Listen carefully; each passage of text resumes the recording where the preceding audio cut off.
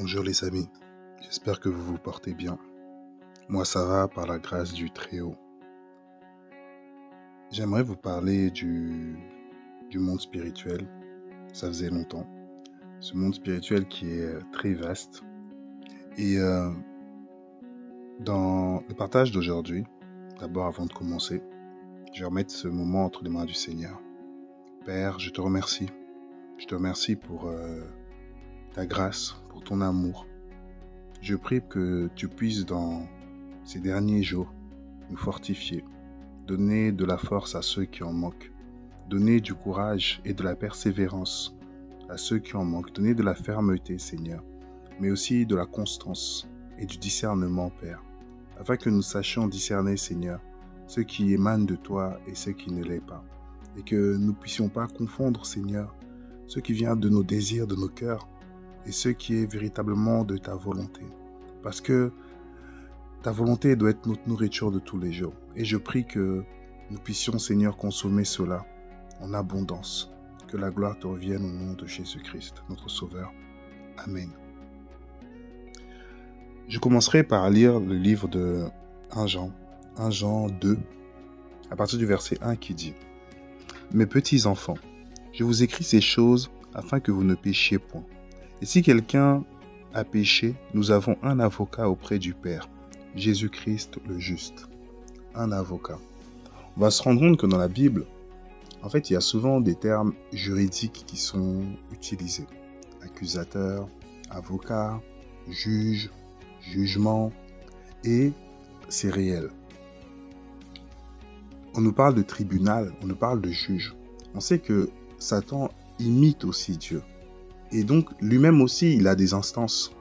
Et lui-même aussi, il a des accusateurs. L'une des expériences que j'ai pu vivre il y a plusieurs années, c'était que j'étais dans un tribunal. Dans ce tribunal-là, il y avait Satan qui tenait une femme sur son épaule, que je connaissais. Et en colère, il a lâché l'épaule de cette femme. Tenir l'épaule, en fait, d'une personne dans le monde spirituel, c'est ça la symbolique de domination, d'autorité.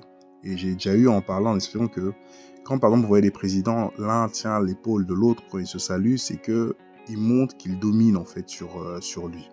Donc tenir l'épaule dans l'occultisme, c'est la domination. Maintenant, il a lâché l'épaule.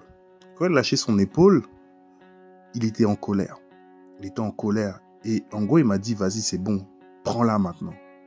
Et en fait, quand il a lâché comme ça, cette sœur que j'avais vue, il s'avère que c'était ma femme. C'était une période où je priais pour elle parce qu'elle n'avait pas donné sa vie au Seigneur.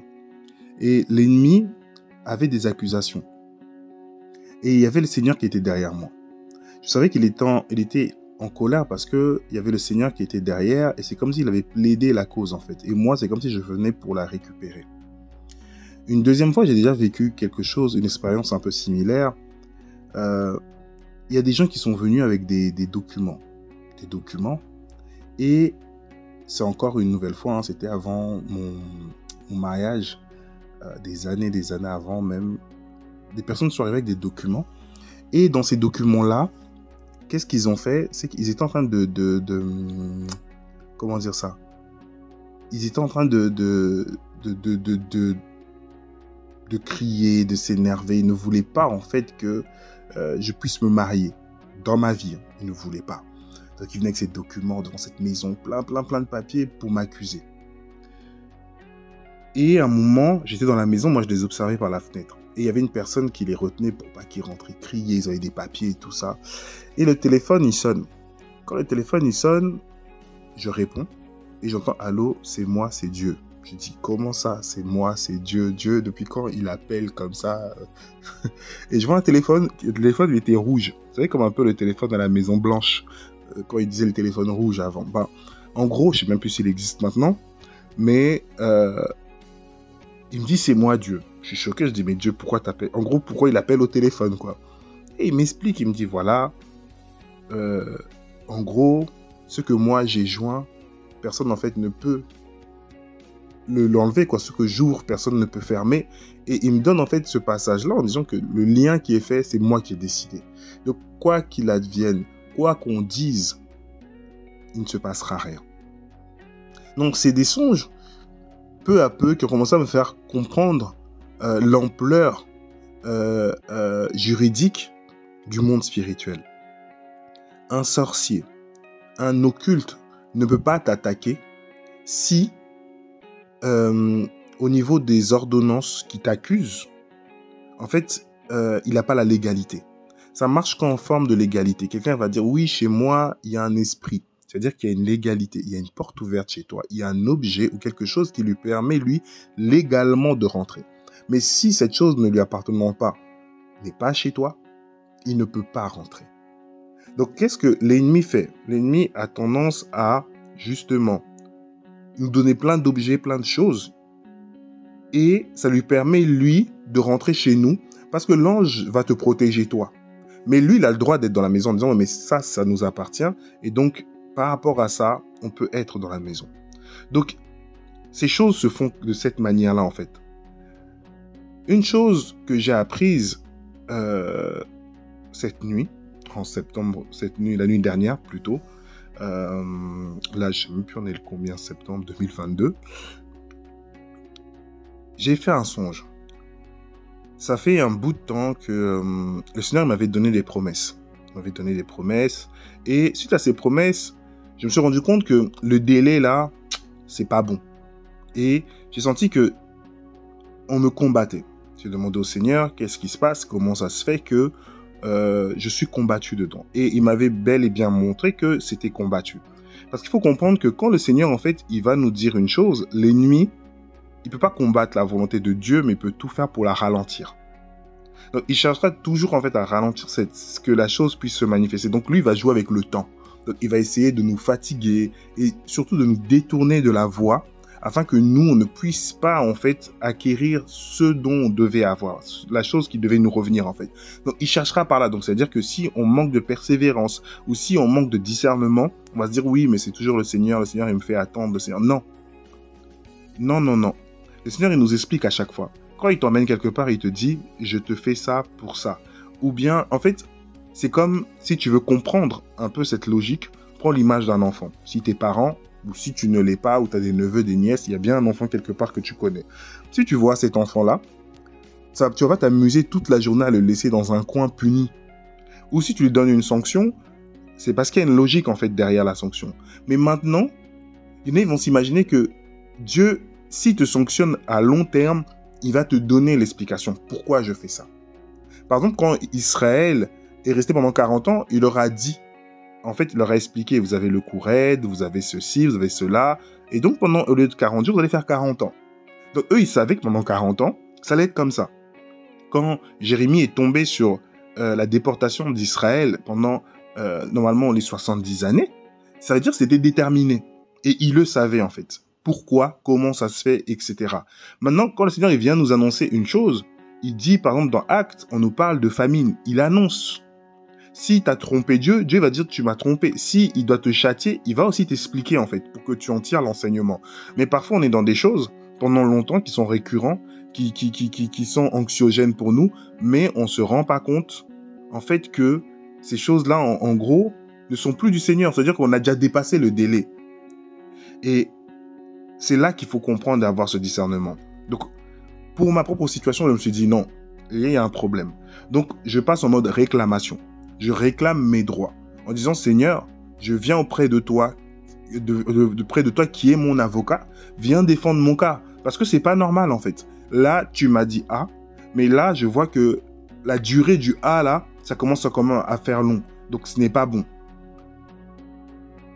J'ai vu une première fois plein de démons qui m'empêchaient en fait d'acquérir ce que j'avais. C'est comme si on avait posé plein en disant, lui, on va le ralentir, il va pas arriver. Ça, c'est la première phase. Je suis parti réclamer auprès du Seigneur en disant, Seigneur, eux, ils ont envoyé l'ennemi est venu, il s'est déployé et il m'empêche de prendre ce que toi, tu m'as dit. Donc, viens régler les choses. La deuxième chose, changement de phase. Maintenant, je vois dans le songe que j'ai fait, je vois quelqu'un qui est en train de travailler, j'étais choqué, avec mes papiers. J'ai dit, il travaille avec mes papiers. J'ai dit, mais ça, je connais ces combines-là, mais jusque ici, dans le monde spirituel, les gens, ils travaillent avec des papiers. Ou en gros, pour vous expliquer, en fait. L'ennemi, il peut faire quoi? Admettons, le Seigneur, il te promet un travail. Il te promet une situation.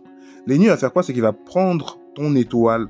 C'est-à-dire que l'étoile, en fait, c'est la réussite. D'accord? C'est le bonheur. C'est les choses que le Seigneur t'a données. Il va prendre, ou dans un autre langage, on dit ta chance. Il va prendre ton étoile et il va l'utiliser, lui. C'est pour ça que dans la Bible, il faut comprendre ce mot. La Bible dit que celui qui trouve une femme trouve le bonheur. Avant, dans l'histoire, les hommes multipliaient les femmes, surtout les femmes vierges, parce qu'il y avait un secret de bonheur, de réussite dans la virginité des femmes. C'est-à-dire que tous les êtres humains, même aujourd'hui les occultistes qui couchent avec des femmes vierges, ils savent qu'ils multiplient leur pouvoir, parce que la femme est comme un vase qui contient un bonheur pour l'homme. Et d'où vous vous rendez compte que même dans l'histoire biblique, les hommes cherchaient toujours des femmes vierges, parce que ces femmes vierges, en fait, étaient gages de ce bonheur-là, de cette réussite, en fait. La réussite sociale, militaire, etc. Donc, il fallait que cet homme s'entoure de cette vierge-là pour gagner ce bonheur-là. Mais ça, c'est un autre truc spirituel qui était là. Et c'est pour ça que vous comprendrez dans l'histoire qu'il y avait justement des choses qui étaient attachées à ça, en fait. Et que ces personnes-là avaient ces pratiques-là. Et pour revenir à ça, je me suis rendu compte que cette personne, en fait, elle avait usurpé mon identité, mais de manière spirituelle. C'est-à-dire qu'elle a usurpé ma promesse en l'utilisant de manière spirituelle. Donc, c'est comme si il te vole le temps de ta bénédiction. C'est comme si on te dit que tu vas avoir une bénédiction pendant 15 ans, ou 20 ans, 30 ans, d'accord? Et lui, pendant 5 ans, il va gratter, 10 ans, il va gratter, comme ça, tu perds du temps. Donc, eux, c'est des voleurs de temps, des promesses de la bénédiction qu'on a. Si le Seigneur veut ça, et comme nous, on va pas au service réclamation, on est gentil, on est naïf, on est mignon, on sait jamais rien, bah forcément, eux, qu'est-ce qu'ils font? Ils profitent, en fait. Et donc, j'ai vu que cette personne-là, en fait, utilisait ce qui devait être à moi pour justement arriver à ses fins. Donc, la démarche, c'est quoi? D'aller auprès du Seigneur. Parce que la Bible nous dit que nous avons un avocat. En disant, Seigneur, là, c'est pas normal. Mes accusateurs, je viens aussi moi-même les accuser en disant, ils n'ont pas le droit de faire ça. Conformément à ta loi. C'est pour ça que Jésus, il vient dans Hébreux, on dit que il est venu détruire les ordonnances qui nous accusaient. Et moi aussi, je viens en disant que ce n'est pas leur droit, en fait, de venir faire ça. Parce que c'est une parole qui vient de sa propre bouche au Seigneur. C'est-à-dire que c'est pas moi qui ai promis, c'est lui qui m'a promis. Et conformément à sa parole, eux, ils n'ont pas le droit de venir agir ainsi. Donc, moi, je veux t'encourager au travers de ce message en disant que discerne dans ta situation, dans ta vie, des choses qui tournent toujours, c'est toujours la même chose, c'est récurrent, c'est toujours la même situation qui arrive. Tu es dans une prison et tu dois réclamer un droit. Si le Seigneur t'a promis quelque chose, oui, le Seigneur m'a promis, ça fait 40 ans que tu es là, il m'a promis. Mais en fait, ça fait 40 ans que l'ennemi t'a piégé et qui te vole en fait ce que tu as. Donc toi, tu vas jouir de ce que le Seigneur t'a donné que pendant quoi? 2 ans, 1 an, 5 ans? Or que ça devait être bien avant. Et c'est important d'avoir ce discernement et cette compréhension. Souvent, on ne connaît pas les lois spirituelles. Mais le monde spirituel, comme j'ai dit, c'est un monde qui est régi de lois. Il y a énormément de lois. Souvent, notre réalité reflète ces lois-là, en fait. Mais rien ne se passe, comme on dit dans la Bible, rien ne se passe sans l'aval du Seigneur.